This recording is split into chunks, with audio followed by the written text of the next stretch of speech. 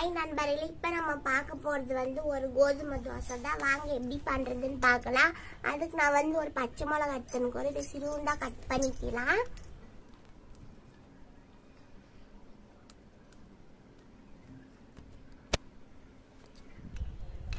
பாருங்க, அது சிறுண்டா கட் பண்ணியாச்சு. அடுத்த கொத்தமல்லி தள்ள நான் எடுத்துன்னு இது நம்ம சிறுண்டா கட் பண்ணிக்கலாம்.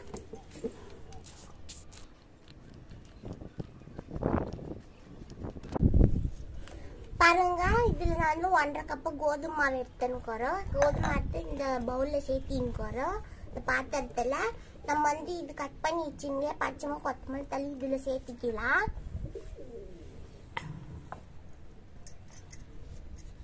அதுக்கப்புறம் உப்பு ஒரு 1/2 ஸ்பூன் இது நீங்க தேவைக்கு ஏற்ற மாதிரி சேர்த்திக்காங்க.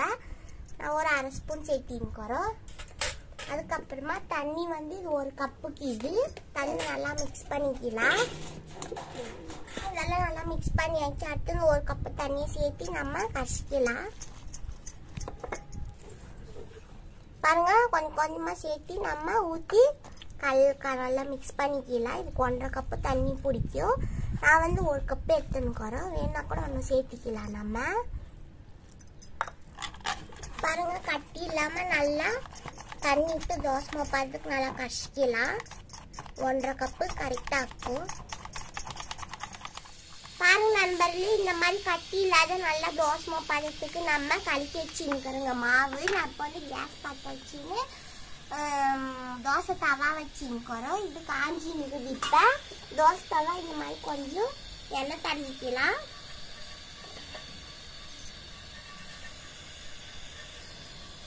பாருங்க, இந்த மாதிரி எண்ணெய் தடவிட்டு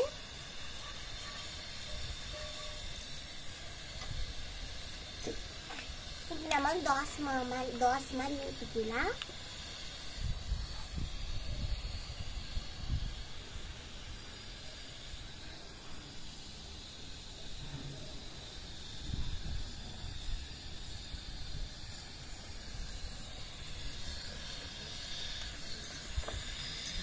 ஒரு நிமிஷம் வேகுது 2 சைடும். ஃபர்ஸ்ட் ஒரு பக்கம் வேகுது 1 நிமிஷம்.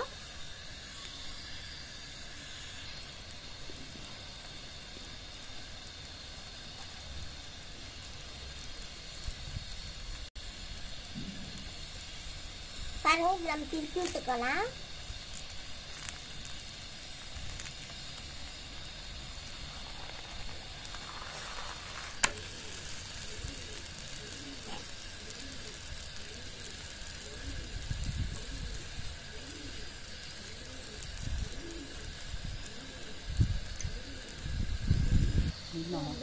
நல்லா வெந்துருக்குது. இப்ப நம்ம எடுத்துக்கலாம். எடுத்து பிளேட்ல மாற்றி வச்சுருக்கோம்.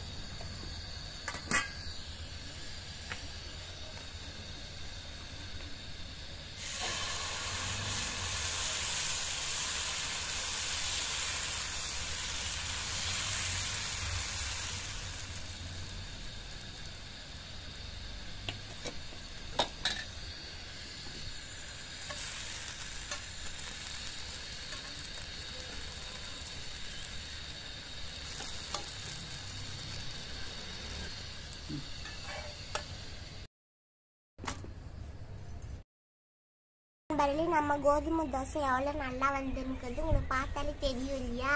எனக்கு ஒரு 5 தோசை வந்துருக்குது. நான் தப்பமாக இருந்துக்கிறதுனால நீங்கள் கொஞ்சம் மெலிசா விட்டுக்கனா ஒரு 7 தோசை வரும்.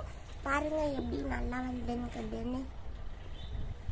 பாருங்க எவ்வளோ சாஃப்டா நல்லா வந்துருக்குது.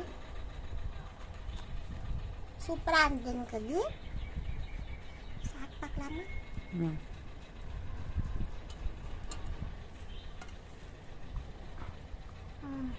உப்பு கரெக்டாக இருக்குது, நல்லா இருக்குது. இது நம்ம பிரேக்ஃபாஸ்ட்லாம் பண்ணிக்கலாம். கூட தேங்காய் சட்னி கார சட்னி எது வேணாலும் நம்ம வச்சு சாப்பிட்டா நம்ம காலையில் சாப்பாடு வேலை முடிஞ்சிடும் இல்லையா. நீங்களும் இதே மாதிரி ட்ரை பண்ணி பாருங்கள். பிடிச்சிருந்தா சப்ஸ்கிரைப் பண்ணுங்கள், கமெண்ட் பண்ணுங்கள், லைக் பண்ணுங்கள், ஷேர் பண்ணுங்கள். உங்களிடம் விடைபெற்றுக் கொள்கிறேன். நன்றி, வணக்கம்.